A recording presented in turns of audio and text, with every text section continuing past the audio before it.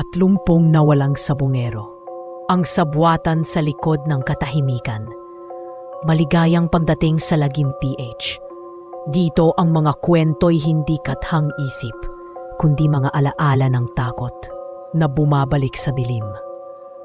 Ito ang kwento ng isa sa mga pinakanakakatakot na totoong misteryo sa kasaysayan ng Pilipinas. Mahigit 30 lalaki, mga sabungero, nawala, hindi sabay-sabay, kundi sunod-sunod, iba't ibang lugar, iba't ibang muka, pero iisang kwento, isang misteryosong pagkawala. Ang unang sabungero, si Arnold, taga Santa Cruz, Laguna. Pebrero 2021. Lumabas siya ng bahay para sumali sa sabong.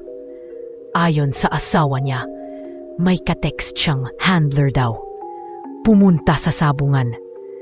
Nakunan pa sa CCTV na pumasok sa puting van. Hindi na siya muling nakauwi. Walang text, walang tawag, walang bangkay. Kasunod si Mario, taga Manila. Ilang araw lang ang pagitan.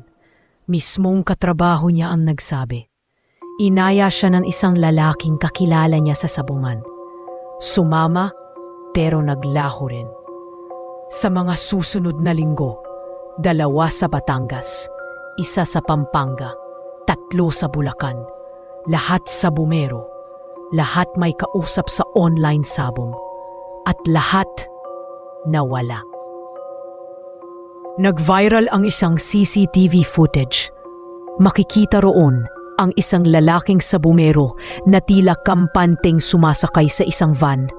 Kasama niya ang 2 pang lalaki, nakaputi at parang escort. Pero ang nakakakilabot, ayon sa investigasyon, ang van na iyon ay may fake na plaka. Walang record, walang nakakaalam kung kanino. Sa Senate hearing, lumutang ang mga teorya. May sindikato raw na nagpapalakad ng illegal online sabong. Kapag hindi nakapagbayad ng utang ang sabungero, kinukuha, dinudukot, at posibleng pinapatay. Pero walang ebidensya, walang nakakita ng bangkay, walang umaamin.